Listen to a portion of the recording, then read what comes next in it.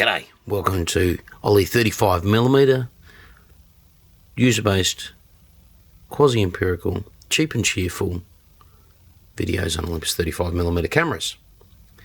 And in this case, series. I want to share with you today the brilliant XA series, which ran from 1979 through to 1985 when the last models, the XA3 and the XA4, came out. All clamshell designs, all roughly about the same size, but quite different in features. So first things first, possibly the smallest 35mm rangefinder camera in the world. Not exactly the smallest 35mm camera in the world, but it gets really close. The XA was a Matani design, and features a 35mm f2.8 lens, or as I said, rangefinder beforehand, and also aperture preferred automatic. Clamshell design, absolutely wonderful, nice sharp little lens. Okay, in 1982 came the XA1, and the only reason why that's going before the XA2 is because it's going up in numbers, but it came out after the XA2. That has been titled the runt of the litter. It is the most basic of the units. It doesn't have an electronic shutter, it just has a mechanical shutter. It has a selenium cell meter, so it doesn't run on batteries except for the flash, and it is fixed focus 35mm f4. Yeah, still quite a nice little camera. In 1980, the XA2 came out, and that is a zone focus, 3-point zone focus, 35mm f3.5, 25 ISO through to 800 ISO. Beautiful little camera. Up until just recently, my favourite of the XA series. Fantastic little street shooter. Okay, in 1985, two models came out, two little cousins, the XA3, which was basically an upgraded version of the XA2, which gave you an extended 1600 ISO plus DX film coating, plus it also had a 1.5 backlight compensation, which the XA originally had, and that's actually added it to the list.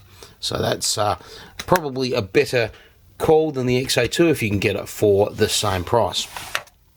And the XA4, which was quite an amazing little camera. It had a 28mm f3.5 lens, and it had zone focusing down to 0.3 of a meter, and a funky little designed strap which allowed you to measure both 30 centimeters and also 50 centimeters just with the strap itself, so you could get things nice and focused, or well in focus.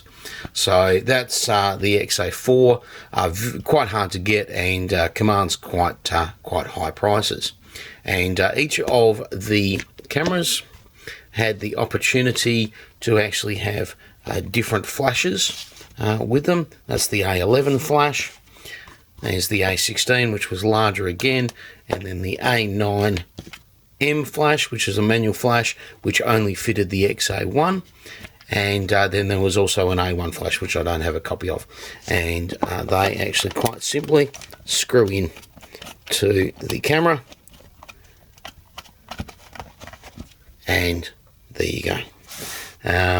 I'll show you that red one because you're probably actually scratching your head. This is an XA2. These came out in different colours. I believe you can get the XA3s as well, but I actually haven't seen them. The XA2 came out in red, a grey sort of finish, and also a blue finish as well. So something a little bit different for you. Okay, so the XA series, the XA4 I absolutely love, by the way. Fantastic little camera, very versatile, probably the most versatile of the XA range, and certainly my absolute favourite of the lot. So XA series is an amazing little series of cameras, and they're all very pocketable. You can't go wrong with them. They're just great. So thanks very much for staying with me for this quick overview. Thanks for listening. Thanks for watching. We'll see you next time.